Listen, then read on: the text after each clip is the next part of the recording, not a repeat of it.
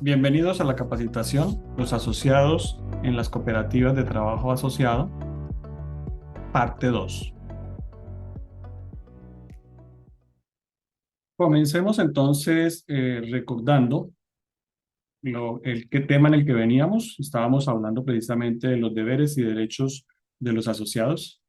Explicamos los derechos fundamentales, los que consagra la ley, y hablamos sobre algunos otros derechos que se contemplan en los estatutos de las cooperativas. Vamos a hablar entonces ahora sobre los deberes.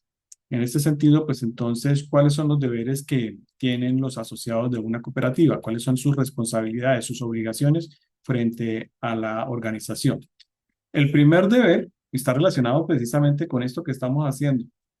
El deber uno dice adquirir conocimiento sobre los principios básicos del cooperativismo, sobre las características del acuerdo cooperativo y estatutos que rigen la entidad.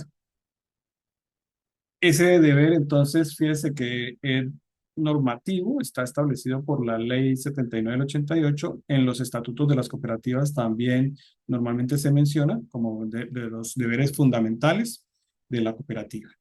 Hoy están ustedes cumpliendo con ese deber, el de educarse, y el de la cooperativa también, de brindarles educación en economía solidaria y en temas empresariales también. Hay un deber, por ejemplo, que tiene que ver con el acuerdo cooperativo. Y precisamente se trata de que es un deber de los asociados cumplir todas las obligaciones derivadas del acuerdo cooperativo. Recordemos qué es el acuerdo cooperativo. El acuerdo cooperativo es el mismo estatuto. El estatuto consagra el acuerdo cooperativo, es decir, las normas que están establecidas allí son las que se han puesto de acuerdo los asociados cuando constituyeron la organización y las reformas que le hayan hecho posteriormente. Entonces, ese documento se llama acuerdo cooperativo o estatuto. Pues si yo entro a ser asociado de una cooperativa, lo primero que tengo que tener presente es qué establece ese acuerdo cooperativo para cumplir con mis deberes establecidos allí, para exigir el cumplimiento de las obligaciones o derechos por parte de la organización y pues para consagrar todo lo que esté establecido allí también. El segundo deber tiene que ver precisamente con las decisiones dentro de la empresa. Entonces, aquí nos habla precisamente de aceptar y cumplir las decisiones de los órganos de administración establecidos allí. Entonces, quiere decir que nosotros como asociados tenemos que aceptar las decisiones que se tomen por parte de la Asamblea General, por parte del Consejo de Administración, por los órganos de vigilancia como la Junta de Vigilancia también, y por la gerencia y por los demás órganos colegiados o comités que existan dentro de la organización. Hay un deber que está relacionado con el principio de la solidaridad y es el de comportarse solidariamente en sus relaciones con la cooperativa y con los asociados de la misma. Este deber entonces establece que nosotros debemos tener un comportamiento solidario con los otros compañeros de trabajo, con los asociados y con la cooperativa y sus directivos. Recuerden ustedes entonces que la solidaridad se menciona desde diferentes tipos de vista. Hay una solidaridad, por ejemplo, que hace referencia al hecho de que legalmente nosotros estamos aunados por unas normas que nos protegen a nosotros. Y entonces ahí hablamos precisamente de la solidaridad, del término insólido, que hace referencia precisamente a que no, deberes que yo tenga como asociado y que tengamos todos los asociados, pues tenemos que entonces ser consecuentes todos con esa cantidad de deberes y obligaciones que están allí establecidas. Habla también de la adhesión circunstancial a la causa o empresa de otros, la solidaridad desde otro punto de vista. Entonces, adherirnos precisamente a esa causa que es nuestra dentro de la cooperativa. Y también habla de la sociabilidad y de la cooperación en todas las acciones que realice la organización como tal. ¿Qué otro deber tenemos? Hay un deber, por ejemplo, que dice abstenerse de efectuar actos o de incurrir en omisiones que afecten la estabilidad económica o el prestigio social de la cooperativa. Ese deber está relacionado con actos de acción, cosas que yo hago, o por omisión también. Y cosas que tengan que ver con que afecten el prestigio social o económico de la organización. Entonces, por ejemplo, cuando yo comienzo a hablar más de la organización, o cuando comenzamos a través del WhatsApp a comunicar cosas que no son ciertas, o cuando de pronto dentro de todos esos argumentos que nosotros manifestamos, decimos cosas que no se han evidenciado y de las cuales no tenemos pruebas. Entonces hay que tener cuidado con el cumplimiento de este deber, porque si yo lo incumplo, pues estoy dando pie para que de pronto me hagan alguna investigación dentro de la organización. Otro deber tiene que ver precisamente con los asociados de las organizaciones. En sus estatutos se pueden consagrar los siguientes. Por ejemplo, actuar con buena conducta y comportarse solidariamente, que ya tiene que ver mucho con el deber también principal de la solidaridad.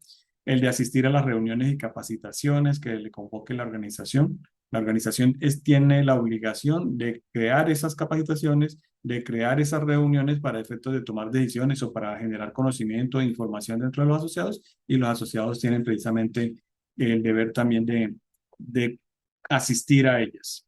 Eh, Otros deberes, por ejemplo, utilizar los servicios de la cooperativa. En este caso, como la cooperativa es de trabajo asociado, pues utilizar el servicio es que la cooperativa me ofrece un puesto de trabajo y yo debo cumplir con los requisitos, las condiciones y las funciones que están establecidas para ese cargo. Por eso, en los videos anteriores hablábamos precisamente de lo que eran los servicios que presta la organización, los servicios que presta la cooperativa, en este caso de vigilancia y seguridad privada, y entonces cómo podemos concatenar esos servicios junto con mis deberes de ejercer unas funciones que están allí consagradas. Otro deber es el de cumplir también con los aportes y las cuotas que tenga establecida la organización, de las cuales he tenido información en el momento en que me vinculo a ella. Un deber adicional, el de abstenernos de incurrir en actos o omisiones que afecten a la cooperativa y a los demás asociados o a la administración de la cooperativa. En el caso de las cooperativas de trabajo asociado, entonces hablamos, por ejemplo, de deberes como el de desempeñar eficiente y responsablemente los cargos sociales y operativos y administrativos de la cooperativa. También el de utilizar el conducto regular en todo lo que son las peticiones, quejas, reclamos. Y por último, el de avisar los cambios de domicilio. Es un deber que está consagrado en muchos estatutos de cooperativas para efectos de que sepa la organización dónde me encuentro ubicado, en qué parte vivo y dónde estoy, dónde me pueden encontrar. ¿Cuándo se deja de ser asociado a la cooperativa? La calidad de asociado se pierde por los siguientes aspectos. Uno, por muerte del asociado. Si el asociado fallece, pues desde luego dejará de ser asociado de la cooperativa. Ya lo que hay que, en ese caso, es tener en cuenta eh, cuál es el procedimiento que deben seguir los beneficiarios, las personas que queden eh, familiares del asociado para efectos de pronto de reclamar los haberes cooperativos que tenga el asociado dentro de la cooperativa. Dejo de ser asociado también cuando me retiro voluntariamente, ya lo habíamos dicho en la primera parte de esta capacitación. Dejo de ser asociado también cuando de pronto cometo alguna falta y la cooperativa me adelanta un proceso disciplinario y dentro de ese proceso disciplinario puedo salir sancionado con la exclusión de la cooperativa. O sea que la falta es tan grave o es tan alta que termino yo siendo excluido de la organización. En el caso de las personas jurídicas, para las otras cooperativas, porque dijimos que aquí en el caso de las cooperativas de trabajo asociado no existen asociados personas jurídicas, pero para las otras cooperativas que sí aceptan personas jurídicas, entonces en ese caso las personas jurídicas dejan de ser asociados cuando entran en calidad de disolución o liquidación de la empresa. Estos aspectos los consagra precisamente la Ley 79 del 88 en su artículo 25. Algunos estatutos consagran también la pérdida de la calidad de asociado por pérdida de las condiciones o requisitos de admisión. En algunas cooperativas se habla, por ejemplo, del retiro forzoso, que es cuando, recuerden que a mí me pidieron unas condiciones para ser asociado, unos requisitos para ser asociado, y si de pronto dejo de tener esas condiciones o esos requisitos, pues entonces puede llegar a operar allí el retiro forzoso dentro de la organización, que también está establecido en las cooperativas de trabajo asociado. Cuando muere el asociado de la cooperativa, ¿a quién se le devuelven sus aportes? Normalmente hay unos procedimientos que están establecidos estatutariamente y entonces allí en los estatutos se pueden consagrar una de estas dos opciones. Una opción donde dice que los aportes se devuelven a los beneficiarios que en vida haya designado el asociado, para lo cual deberá pues existir un documento donde conste la determinación de cuáles beneficiarios nombré yo como asociado. Esa es una alternativa que tienen algunos estatutos de algunas cooperativas, donde dicen entonces, venga, falleció el asociado, venga, miramos su hoja de vida o su historia laboral, a ver dónde encontramos el formato de los beneficiarios que él designó. Y en el estatuto tiene que estar consagrado esa alternativa tal cual.